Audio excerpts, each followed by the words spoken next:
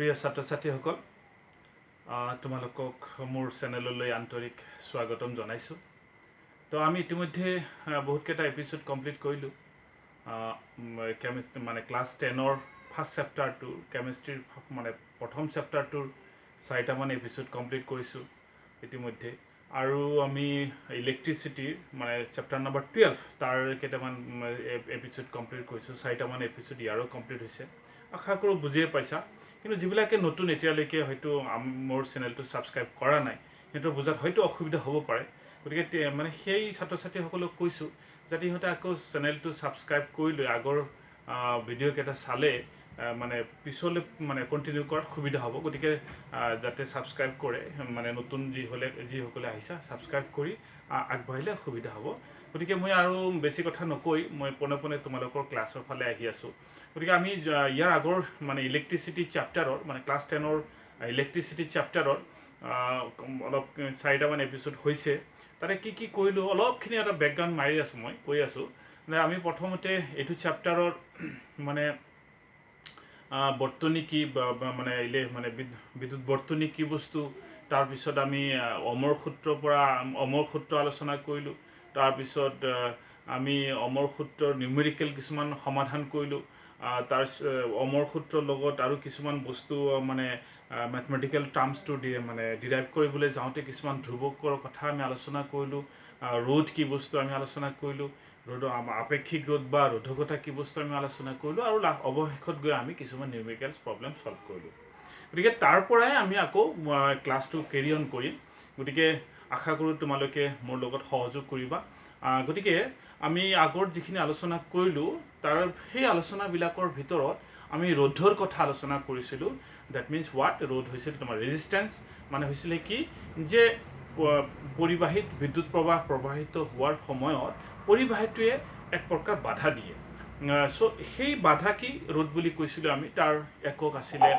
ওম। গতিকে সেই ৰোধৰ আমি বিভিন্ন ধৰণৰ কিছুমান বস্তু আছে ৰোধৰ লগত জড়িত। সেই ৰোধৰ সম্পৰ্কে আমি আৰু ক্লাছটো কণ্টিনিউ কৰিব লাগিব। তোমালোকৰ পিছৰ পৰ্যায়ত কিতাপৰ পিছৰ পৰ্যায়ত ৰোধৰ সম্পৰ্কে আৰু কিছুমান বস্তু আছে, সেইখিনি কথাই আলোচনা কৰিম এতিয়া চোৱা। এতিয়া আছে আমি ৰোধবিলাক আমি মানে সংযোগ কৰিব পাৰোঁ, মানে বিভিন্ন ধৰণৰ ৰোধ আমি কানেকশ্যন কৰিব পাৰোঁ বৰ্তনীবিলাকত বা বৈদ্যুতিক সঁজুলিবিলাকত আমি ৰোধ কানেকশ্যন কৰোঁ দুটা ধৰণে। এটা হৈছে তোমাৰ শ্ৰেণীবদ্ধ সজ্জাত আৰু এটা হৈছে তোমাৰ সমান্তৰাল সজ্জাত। এই দুই ধৰণে আমাৰ প্ৰয়োজন অনুসৰি কেতিয়াবা ৰোধবিলাক সংযোগ কৰিব লাগে। আৰু তাৰ ফলত আমাৰ মানে যিটো প্ৰয়োজন অনুসৰি যিটো বিদ্যুৎ প্ৰবাহ দৰকাৰ তেনেকুৱা বিদ্যুৎ প্ৰবাহ আমি পাই যাওঁ। গতিকে সেই ৰোধবিলাক আমি কেইধৰণৰ সংযোগ কৰিব পাৰোঁ, মই এইমাত্ৰ কোৱাৰ নিচিনাকৈ দুই ধৰণৰ ৰোধবিলাক সংযোগ কৰিব পাৰোঁ। প্ৰথমবিধ হৈছে শ্ৰেণীবদ্ধ সজ্জা, মানে তাক কোৱা হয় যে চিৰিজ কানেকশ্যন, আৰু তাৰপিছত বিধ হৈছে সমান্তৰাল সজ্জা, পেৰালেল কানেকশ্যন। গতিকে এই চিৰিজ কানেকশ্যন বা শ্ৰেণীবদ্ধ সজ্জা আৰু সমান্তৰাল সজ্জানো কি বস্তু সেই সম্পৰ্কে আজিৰ এপিসোডটো হ'ব। আশা কৰোঁ তোমালোকে মোৰ লগত মানে সহযোগ কৰিবা। এতিয়া চোৱা, প্ৰথমে মই মানে শ্ৰেণীবদ্ধ সজ্জাৰ বিষয়ে অলপ আলোচনা কৰিম। মই লিখি ৰাখিছোঁ শ্ৰেণীবদ্ধ সজ্জা। তোমালোকে বুজি পাব লাগিব হোৱাট ইজ চিৰিজ কানেকশ্যন। এইটো চিৰিজ কানেকশ্যননো কি বস্তু সেই সম্পৰ্কে আগতে জানি লোৱা। চিৰিজ কানেকশ্যনটো হৈছে এনেকুৱা, শ্ৰেণীবদ্ধ সজ্জাটো হৈছে এনেকুৱা ধৰণৰ যে যদি আমি দুটা বা ততোধিক ৰোধ মানে আগতে কৈছিলোঁ যে যিয়ে বাধা প্ৰদান কৰে, সেই ৰোধবিলাক দুটা বা ততোধিক ৰোধ যদি কোনো বৰ্তনীত যদি আমি এটাৰ পিছত এটাকে সংযোগ কৰোঁ, চোৱা ইয়াত R1 এটা ৰোধক আমি R বুলি কওঁ। গতিকে R1 এটা ৰোধ, আৰু এটা ৰোধ R2, আৰু এটা ৰোধ R3। ইয়াত তিনিটা ৰোধ মই বৰ্তনীৰ চিত্ৰত আঁকি দিছোঁ। তাতকৈ বেছি হ'ব পাৰে বা দুটাও হ'ব পাৰে। মুঠতে দুটা বা ততোধিক ৰোধ যদি কোনো বৰ্তনীত এটাৰ পিছত এটা এনেকৈ চিত্ৰত দেখুওৱাৰ ধৰণে যদি সংযোগ কৰা হয়, তেতিয়াহ'লে তাক কোৱা হয় শ্ৰেণীবদ্ধ সজ্জা, চিৰিজ কানেকশ্যন হৈ আছে। গতিকে তেনেকুৱা সজ্জাত থাকিলে আমি তাক কি বুলি কওঁ, শ্ৰেণীবদ্ধ সজ্জা। আৰু শ্ৰেণীবদ্ধ সজ্জাত এই তিনিওটা ৰোধ মিলি মুঠ ৰোধ কিমান হ'ব সেইটো আমি তোমালোকৰ কিতাপত ফৰ্মুলা হিচাপেও দিছে। গতিকে আমি ডাইৰেক্টলি ফৰ্মুলাটোৱে মুখস্থ কৰিম। ফৰ্মুলাটো হৈছে এনেকুৱা ধৰণৰ যে শ্ৰেণীবদ্ধ সজ্জাত মুঠ ৰোধৰ মান, মানে এই তিনিওটা ৰোধ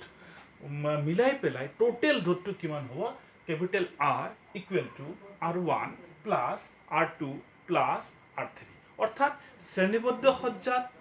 কোনো বৰ্তনীত থকা শ্ৰেণীবদ্ধ সজ্জাত মুঠ ৰোধৰ মান প্ৰত্যেকটো ৰোধৰ যোগফলৰ সমান বুজি পাইছা এডিশ্যন অফ অল ৰেজিষ্টেন্সেছ ঠিক আছে গতিকে চোৱা গতিকে এইটো হৈছে শ্ৰেণীবদ্ধ সজ্জাত মুঠ ৰোধৰ মান ইয়াত আৰু কিছুমান কনচেপচুৱেল বস্তু আছে সেইখিনি তোমালোকৰ ইম্পৰ্টেণ্ট ইয়াৰ ভিতৰত এটা হৈছে কি চোৱা যদি এনেকুৱা হয় যে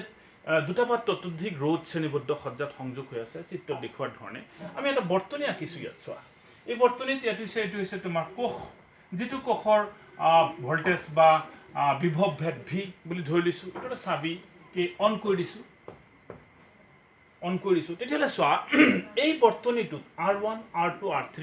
ডেফিনেটলি শ্ৰেণীবদ্ধভাৱে সংযোগ হৈ আছে মানে এটাৰ পিছত এটা সংযোগ হৈ আছে এইটো বৰ্তনীত এইটো উৎসৰ পৰা চ'ৰ্চৰ পৰা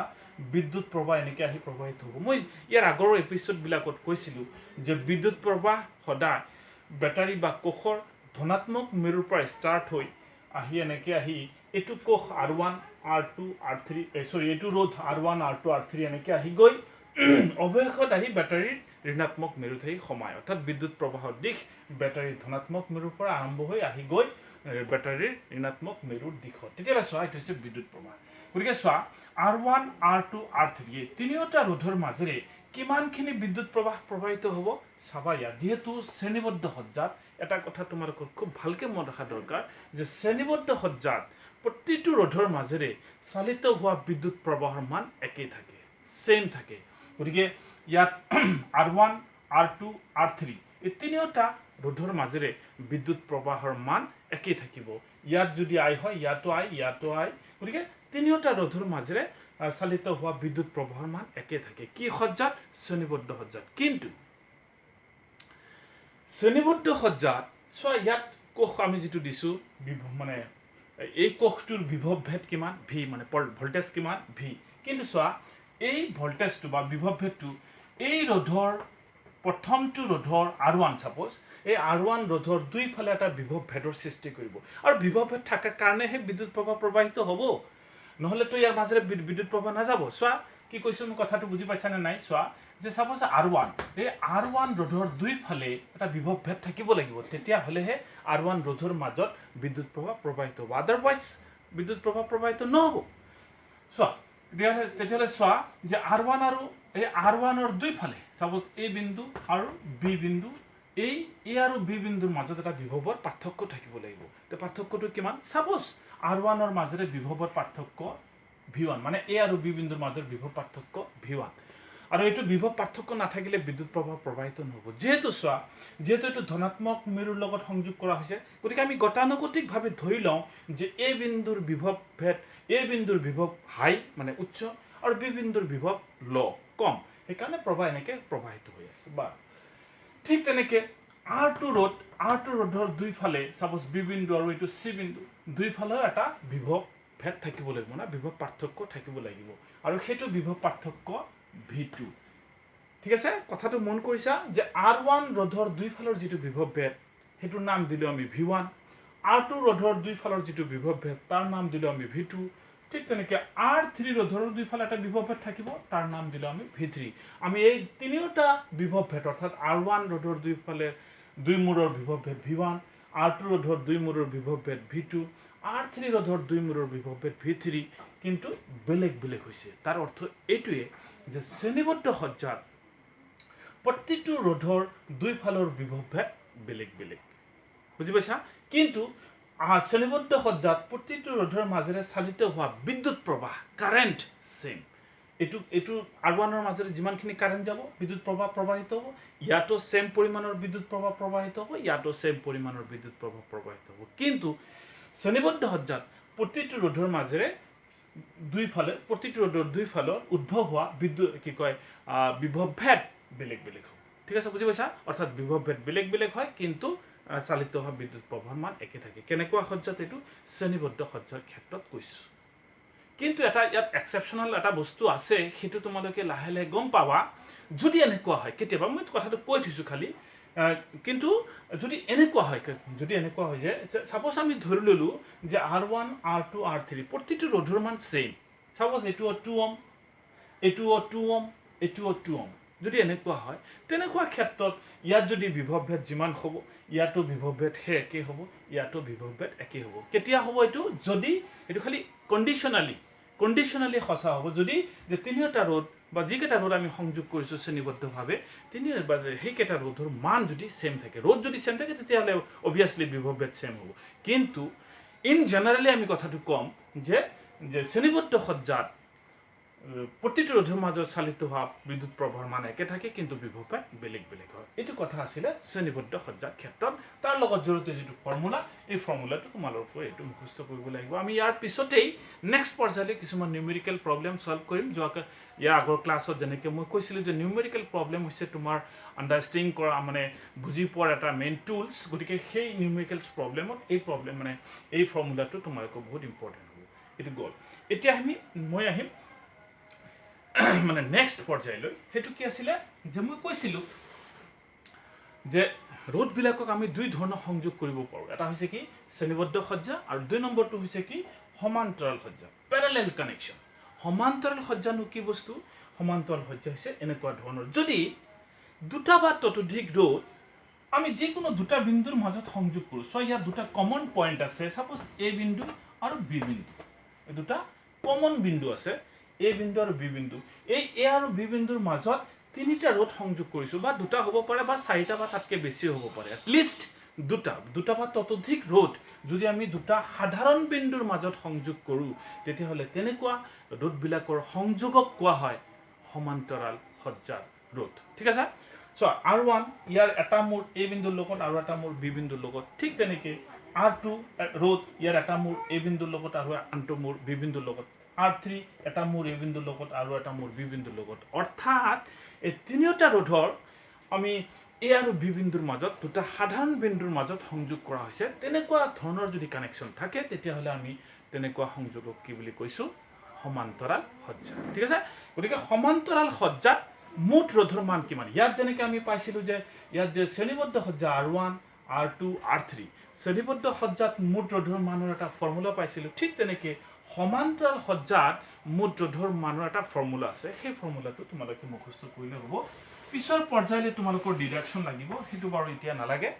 চ' সমান্তৰাল সজ্জাৰ ক্ষেত্ৰত মুঠ ৰোধৰ মান যদি R যদি ধৰি লওঁ তেতিয়াহ'লে হয় কি 1/R equal to 1/R1 plus 1/R2 plus 1/R3 এইটো আছিলে প্লাছ 1/R2 প্লাছ 1/R3 এইটো হৈছে সমান্তৰাল সজ্জাৰ কাৰণে মুঠ ৰোধৰ মান ঠিক আছে এইটো হৈছে সমান্তৰাল সজ্জা ইয়াত যেনেকৈ মই কৈছিলোঁ যে শ্ৰেণীবদ্ধ সজ্জাৰ কাৰণে কিছুমান নীতি নিয়ম আছে কি নীতি নিয়ম যে শ্ৰেণীবদ্ধ সজ্জাত প্ৰতিটো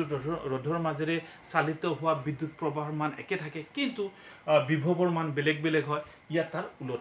ওলোটা ঘটনা ইয়াত দেখা যায় ঠিক আছে মনত থাকিব ইয়াৰ ওলোটা কেনেকৈ ইয়াত চোৱা যে R1 R2 R3 এই তিনিটা ৰোধ আমি সমান্তৰাল পেৰালেল কানেকশ্যনত সংযোগ কৰা হৈছে পেৰালেল কানেকশ্যনত চোৱা আমি ইয়াত এটা বৰ্তনী চিত্ৰ আঁকিছোঁ ইয়াত এটা কোষ দিছোঁ সাপোজ এই কোষটোৰ বিভৱভেদ V ইয়াৰ পৰা এইটো কোষৰ ধনাত্মক টাৰ্মিনেল হৈছে এইটো ইয়াৰ পৰা বিদ্যুৎ প্ৰবাহ আহি ইয়াত এনেকৈ আহি এই বিন্দুলৈ যেতিয়া আহিব এই বিন্দু তিনিটা ৰাস্তা পাব বিদ্যুৎ প্ৰবাহ প্ৰবাহিত হোৱাৰ কাৰণে পৰিবাহী তিনিটা পাব অৰ্থাৎ তিনিটাত ডিভাইড হৈ যাব এটা R1ৰ মাজেৰে এটা প্ৰবাহ প্ৰবাহিত হ'ব সাপোজ তাৰ নাম আমি দিলোঁ I1 ঠিক তেনেকৈ R2ৰ মাজেৰে আৰু এটা বিদ্যুৎ প্ৰবাহ প্ৰবাহিত হ'ব তাৰ নাম দিলোঁ I2 ঠিক তেনেকৈ R3 ৰোধৰ মাজেৰে আৰু এটা বিদ্যুৎ প্ৰবাহ প্ৰবাহিত হ'ব তাৰ নাম দিলোঁ আমি I3 আল্টিমেটলি কোষৰ পৰা লোৱা বিদ্যুৎ প্ৰবাহ এইটো এই বিন্দুত অহাৰ লগে লগে তিনিটা ডিভিজনত ভাগ হৈ গ'ল এটা হৈছে I1 এটা হৈছে I2 এটা হৈছে I3 এই I1 আকৌ আহি বি বিন্দুত লগ লাগিব I2 বি বিন্দুত লগ লাগিব I3 বি বিন্দুত লগ লাগি আহি এনেকৈ আহি আকৌ চাবিৰে সৈতে আহি বেটাৰীৰ ঋণাত্মক মেৰুত আহি সংযোগ হ'ব অৰ্থাৎ বৰ্তনীটো কমপ্লিট হ'ব ঠিক আছে তেতিয়াহ'লে ইয়াত মনত ৰাখিবলগীয়া বস্তু কি বা বুজাৰ বস্তু কি আছে ইয়াত চোৱা ইয়াত যেনেকৈ কৈছিলোঁ যে প্ৰতিটো ৰোধৰ মাজেৰে সমান পৰিমাণৰ বিদ্যুৎ প্ৰবাহ প্ৰবাহিত ইয়াত কি হৈ চোৱা যে R1 R2 R3 এই তিনিওটা ৰোধৰ মাজত কিন্তু বেলেগ বেলেগ বিদ্যুৎ প্ৰবাহ প্ৰবাহিত হৈছে ইয়াৰ নাম দিছোঁ I1 ইয়াৰ নাম দিছোঁ I2 ইয়াৰ নাম দিছোঁ I3 অৰ্থাৎ কি মন ৰাখিব লাগিব যে সমান্তৰাল সজ্জাৰ ক্ষেত্ৰত প্ৰতিটো ৰোধৰ মাজত চালিত হোৱা বিদ্যুৎ প্ৰবাহৰ মান বেলেগ বেলেগ কিন্তু সমান্তৰাল সজ্জাৰ ক্ষেত্ৰত যেহেতু সমান্তৰাল সজ্জাত প্ৰতিটো ৰোধ যেহেতু দুটা সাধাৰণ বিন্দুৰ মাজত সংযোগ কৰিবলগীয়া হয় তেতিয়াহ'লে এই দুটা সাধাৰণ বিন্দুৰ মাজৰ বিভৱভেদ কিমান ভি কাৰণ এই বিন্দুৰ এটা টাৰ্মিনাল ইটোৰ লগত কানেকশ্যন আছে বি বিন্দুৰ আৰু এটা টাৰ্মিনাল বেটাৰীৰ লগত কানেকশ্যন হৈ আছে অৰ্থাৎ এ আৰু বি বিন্দুৰ মাজত সাধাৰণ বিভৱভেদ কিমান ভি গতিকে এই প্ৰতিটো ৰোধৰ মাজত বিভৱভেদ ভি হ'ব মানে কথাটো মই কি ক'ব খুজি আছোঁ বুজি পাইছানে মই ক'ব খুজি আছোঁ যে সমান্তৰাল সজ্জাৰ ক্ষেত্ৰত প্ৰতিটো ৰোধৰ দুই প্ৰান্তৰ বিভৱভেদ সেম থাকে একে থাকে কিন্তু শ্ৰেণীবদ্ধ সজ্জাৰ ক্ষেত্ৰত প্ৰতিটো ৰোধৰ মাজৰ দুই প্ৰান্তৰ বিভৱভেদ বেলেগ বেলেগ হয় ঠিক তেনেকৈ সমান্তৰাল সজ্জাৰ ক্ষেত্ৰত প্ৰতিটো ৰোধৰ মাজেৰে চালিত হোৱা বিদ্যুৎ প্ৰবাহৰ মান বেলেগ বেলেগ হয় কিন্তু শ্ৰেণীবদ্ধ সজ্জাৰ ক্ষেত্ৰত প্ৰতিটো ৰোধৰ মাজত চালিত হোৱা বিদ্যুৎ প্ৰবাহৰ মান একে থাকে this are the difference between series connection and the parallel connection এইটো আছিলে তোমাৰ এই দুটা সংযোগৰ বেসিক কনসেপ্ট এতিয়া এই কনসেপ্ট দুটা আমি আহৰণ কৰি পেলাই নেক্সট আমি কিছুমান নিউমেৰিকেলছৰ ফালে বা বৰ্তনী সাৰ্কিটৰ ফালে আমি গ'লে কিছুমান যেতিয়া আমি প্ৰবলেম সলিউশন কৰি তেতিয়া আৰু আমাৰ ক্লিয়াৰ হ'ব বা আমাৰ বুজাৰ কাৰণে সুবিধা হ'ব এতিয়া ইয়াৰ পিছৰ পৰ্যায়লৈ আহিম মই তোমালোকৰ বুকছৰ পৃষ্ঠা নম্বৰ 212 পৃষ্ঠাত উদাহৰণ 12.7 এটা প্ৰবলেম আছে হেতুৰ প্ৰবলেমটো সলিউশন কৰিলে মোটামুটিভাৱে আমি এটা আইডিয়া পাই যাম কেনেকৈ আমি মানে ইয়াৰ লগত জড়িত প্ৰবলেম বিলাক সলিউশন কৰিম সো ইয়াত এটা প্ৰশ্ন দিছে যে 12.7 ৰ প্ৰশ্নটো তোমালোকৰ লগতে কিতাপ লৈ চাই ল'ব পাৰা সো কৈছে যে 20 ওহম ৰোধৰ এটা বৈদ্যুতিক বাল্ব মই যোৱাকালিও কৈছিলোঁ বা মানে কৈছিলোঁ যে যিকোনো বৈদ্যুতিক সঁজুলিবিলাকত ৰোধ থাকে বাল্বৰ ভিতৰত ৰোধ থাকে বা হিটাৰৰ ভিতৰত ৰোধ থাকে গতিকে কি কোৱা হৈছে যে 20 ওহম ৰোধৰ এটা বৈদ্যুতিক বাল্ব আৰু 4 ওহম ৰোধৰ এডাল পৰিবাহী 6 ভোল্টৰ বেটাৰী এটাৰ সৈতে সংযোগ কৰা হৈছে আৰু ইয়াৰ এটা বৰ্তনী চিত্ৰ দিয়া আছে গতিকে ইয়াৰ পৰা মুঠ ৰোধ উলিয়া এ উলিয়াব লাগে মুঠ ৰোধ আৰু বি উলিয়াব লাগে বৰ্তনীৰ মাজেৰে যোৱা প্ৰবাহ সি উলিয়াব লাগে যে বৈদ্যুতিক বাল্ব আৰু পৰিবাহীৰ দুই মূৰৰ মাজৰ বিভৱভেদ উলিয়া ভেৰি ইণ্টাৰেষ্টিং প্ৰশ্ন এইটো যদি আমি মানে ধুনীয়াকৈ ইয়াৰ মাজত সোমাই পেলাই যদি সমাধান কৰিব পাৰোঁ তেতিয়াহ'লে আমাৰ বহুখিনি কথা আলোচনা হৈ যাব তেতিয়া এইখিনি কথা আমি আলোচনা কৰিম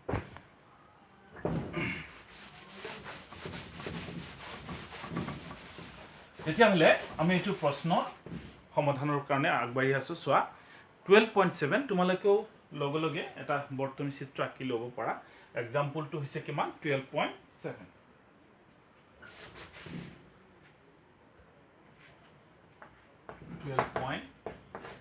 এটা বৰ্তনী চিত্ৰ ইয়াত দিয়া হৈছে যে কৈছে ইয়াত এই অংকটোৰ মতে কাৰণেই বৰ্তনী চিত্ৰ দিছে কি কৈছে যে 20 ওহম ৰোধৰ এটা বৈদ্যুতিক বাল্ব আমি এটা বাল্ব আঁকি লওঁ যোৱাকালি কৈছিলোঁ এটা বাল্ব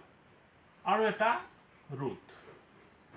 এইটো হৈছে ইয়াৰ ভ্যালু হৈছে 20 ওহম আৰু এইটোৰ এটা ৰোধ ইয়াৰ ভ্যালু হৈছে 4 ওহম 20 ওহম ৰোধৰ এটা বৈদ্যুতিক বাল্ব আৰু 4 ওহম ৰোধৰ এটা পৰিবাহী 6 ভোল্টৰ বেটাৰী এটাৰ সৈতে সংযোগ কৰা হৈছে 6 ভোল্টৰ বেটাৰী এটাৰ সৈতে সংযোগ কৰা হৈছে এটা বেটাৰী দিলো ইয়াত হৈছে 6 ভোল্ট বেটাৰী এটা দিয়া আছে বেটাৰী মানে দুটা বা ততোধিক কোষ থাকে এইটো গতিখিনি মিলি 6 ভোল্ট ইয়াত আৰু এটা বৰ্তনী দিছে এইটো এটা চিহ্ন এনেকৈ দিছে মানে এটা এমিটাৰ দিছে আৰু এটা চাবি দিছে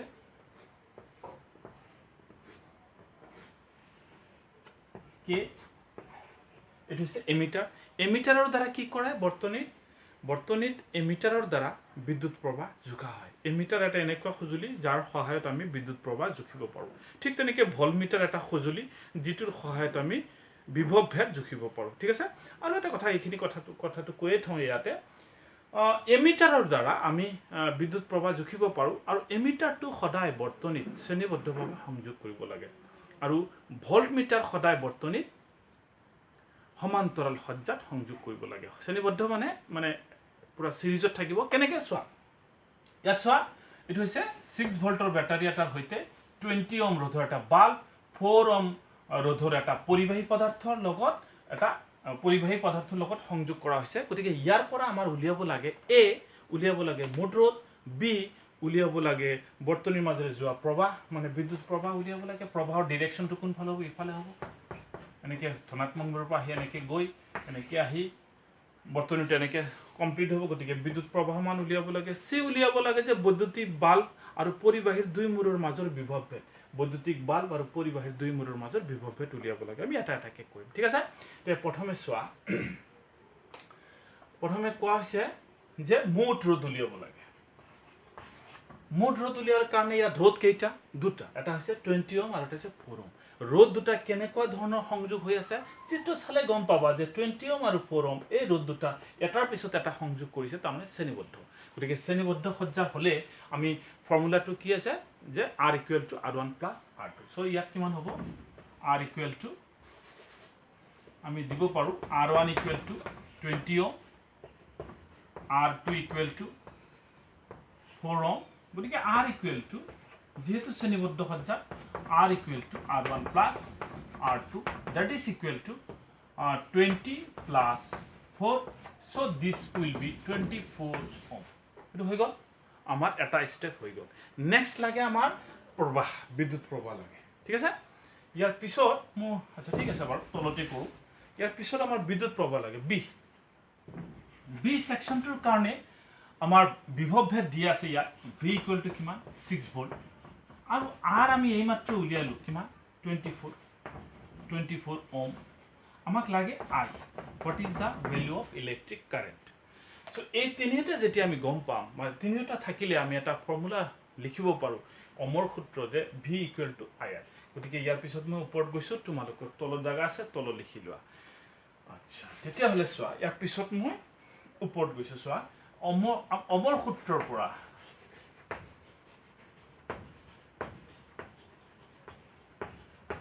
সূত্ৰৰ পৰা V = মান হ'ব I * R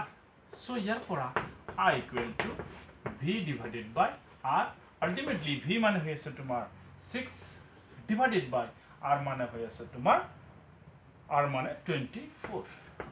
so ক্যালকুলেশন কৰিলে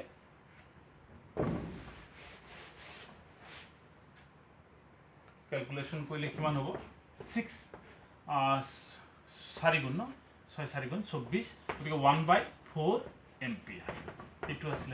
তোমাৰ সেকেন্ড পাৰ্টৰ আনসাৰ 1/4 এম্পিয়াৰ নেক্সটত আমাক লাগে সি নম্বৰটোত লাগে আমাৰ কি লাগে যে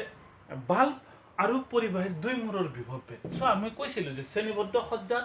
প্ৰতিটো ৰ'ধৰ দুই প্ৰান্তৰ বিভৱভেদ বেলেগ বেলেগ হয় গতিকে ইয়াৰ দুই প্ৰান্তৰ বিভৱভেদ কিমান হ'ব এই দুই প্ৰান্তৰ বিভৱভেদ কিমান হ'ব আৰু ঠিক তেনেকৈ এই দুই প্ৰান্তৰ বিভৱভেদ কিমান হ'ব আমাৰ উলিয়াব লাগে ইয়াত এটা এটাকৈ কৰিম আমি সি কাৰণে বাল্বৰ ক্ষেত্ৰত